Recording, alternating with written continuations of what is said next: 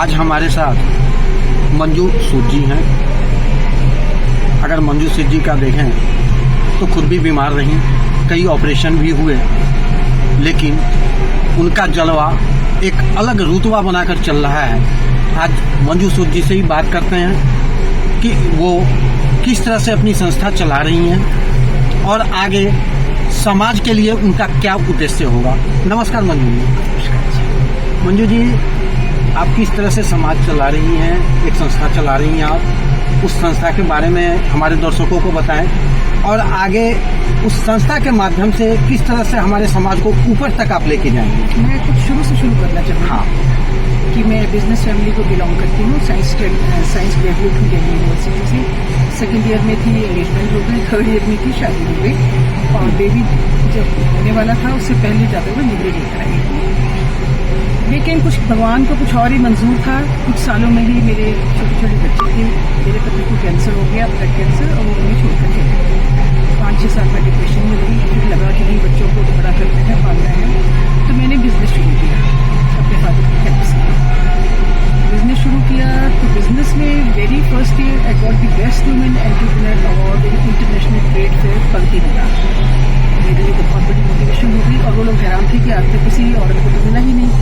Next year again I got the same award. उनको हैरानी थी कि दोबारा तो कभी किसी को मिला ही नहीं। उसके बाद तो जैसे अवार्ड्स की छड़ी दर्जनों अवार्ड्स हैं, मेरी अलमारियां भरी पड़ी हैं। करते करते फिर 6-7 साल पहले किसी ने मुझे कहा कि आप Manju ji inner wheel join कर लीजिए। तो मैंने कहा, मैं एक्चुअली वुमेन एंटरप्रेन्योर एसोसिएशन में प्रेसिडेंट थी, तो स्टेज से उतर रही थी, तो किसी ने मुझे कहा कि आप ज्वाइन में इनर व्हील क्या भला है, आप रोटरी क्लब जानती हैं? मैं कहा हाँ। कहते उसकी सिस्टर कंसर्न है, इंटरनेशनल कंसर्न है ये, और इट्स जस्ट फॉर लेडीज। मैंने कहा लेकिन मैं क्यों ज्वाइन कर लूँ, मैं तो और काफ़ी कुछ कर ही रही हूँ। तो उन्होंने जो कहा वो मुझे बहुत अच्छा लगा। उन्होंने कहा you are beautiful, you are a good orator, you are a motivator, आप बहुत स्मार्ट हैं, बहुत एक्टिव है। तो मैंने कहा ठीक है, सोच लेती हूँ, लेकिन मैं कोई ऑर्गेनाइजेशन ज्वाइन करती हूँ बीइंग सिंगल, जो सोच समझ के ज्वाइन करती हूँ कि कौन लोग हैं कौन लोग नहीं हैं। जो उसने फिर एक नाम लिया तो वो तो मेरे सेक्टर में रहती थी, तो मैंने ज्वाइन कर लिया। वेरी फर्स्ट ईयर ही मेरे को ज्वाइन करती है। उन्होंने कहा प्रेसिडेंट में चाहिए। मैंने कहा जी आपकी संस्था के बारे में कुछ भी नहीं मैं जानती, बिना जाने तो मैं करती हूँ, और motto of my life is कि करना है तो दी बेस्ट करना है, तो करना ही नहीं। तो उन्होंने कहा, मैंने कहा मैं शुरुआत से शुरू करूँगी, आपकी लोअर मोस्ट पोजीशन क्या है। उन्होंने मुझे एडिटर बनाया, मैं एडिटर बनी। अगले साल उन्होंने मुझे प्रेसिडेंट बना दिया। अभी 6 महीने हुए थे प्रेसिडेंट बने कि ऊपर डिस्ट्रिक्ट हायर अथॉरिटीज ने मुझे अप्रोच करना शुरू कर दिया कि नोएडा में एक और क्लब है जो 12 साल से मरा पड़ा है हमारा, उसको आप जीवित कर दीजिए, रिवाइव कर दीजिए। मैंने कहा 6 महीने हुए मेरे को, यानी यूँ कहें कि आप जीवनदायिनी बनकर के सबके लिए आ रही हैं। बिल्कुल जी। तो उन्होंने मुझे कहा, मैं गई 6 महीने हुए प्रेसिडेंटशिप संभाले, आपकी इनर व्हील को जान तो लूं पहले, क्यों काम करूं तो बेस्ट करूं, नहीं तो नहीं करने का मजा आएगा मुझे। लेकिन शायद उनको मेरे ऊपर भरोसा था, उन्होंने मुझे सौंप दिया। मैंने वो क्लब ले लिया, inner wheel club Noida city, जिसकी 5वां साल मैंने पिछले साल बनाया है, और 5 साल अभी प्रेसिडेंटशिप के भी बनाए। मैं 5 टर्म्स प्रेसिडेंट रही हूँ वहाँ पे। लेकिन 6-7 सालों में, क्योंकि नया क्लब था, मुझे 2-2, 3-3 पोस्टें संभालनी पड़ती थी, तो 7 साल में मैं 14 पोस्टें कर चुकी हूँ। और ये संस्था जो हमारी है, आपने जैसे पूछा, अब इसके बारे में बताऊंगी। ये संस्था जो हमारी है, ये अंडर प्रिविलेज्ड बच्चों के लिए, फीमेल के लिए, हैंडीकैप्स के लिए, सीनियर सिटीजन्स के लिए, उनके लिए काम करती है। तो इस संस्था के माध्यम से किस तरह के बच्चे आपके साथ जुड़ेंगे जिनकी भविष्य रातों रात चमक जाएगी? देखिए, रातों रात तो कुछ भी किसी किस्मत नहीं चमकती। हमने भी कोशिश तो कर सकती है। बिल्कुल जी, बिल्कुल। हाँ। जैसे ये नवरत्न ज्ञानपीठ, नवरत्न आपने सुना ही, अशोक जी आज हमारे साथ बैठे ही थे। हाँ। तो उनका स्कूल है नवरत्न ज्ञानपीठ, जो की झोपड़ी में सेक्टर 8 में।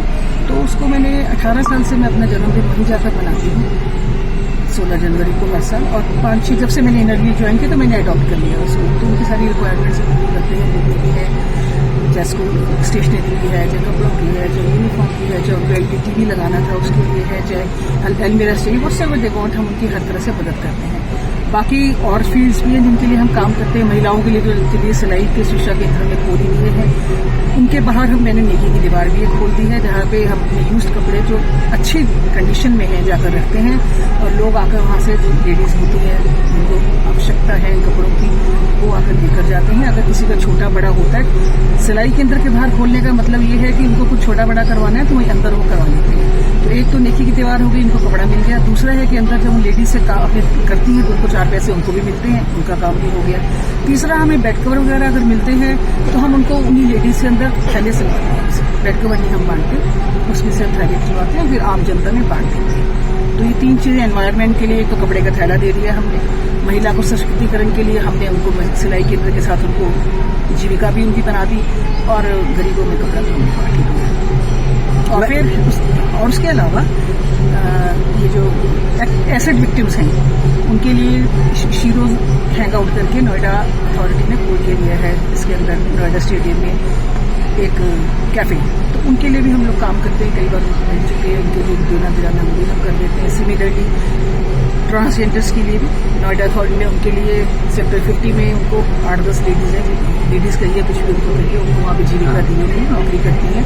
इसी कारण उस स्टेशन का नाम जिन्होंने प्राइस स्टेशन रखा है, तो उनके साथ भी जुड़े हुए हैं। हर साल कुछ न कुछ उनके लिए भी करते हैं। मैम, इन सब चीज को आप करने के लिए जैसे 3 संस्था उधर आप चला रही हैं, जिसमें समाज के हर तबके के लोग जो है सो आगे के सफर करते जा रहे हैं, इसके लिए फंड की जरूरत पड़ती है। वो फंड का अरेंज आप कैसे कर रही हैं? देखिए जी, हमारी संस्था में इनर्जी में तो सब अपनी पल्ले से ही लगाते हैं, और मैं कहूँगी कि मैं अपनी बात अब कहना चाहूँगी। 2022 में अचानक जनवरी में कुछ पेट में ऐसा दर्द हुआ कि मुझे हॉस्पिटलाइज किया गया।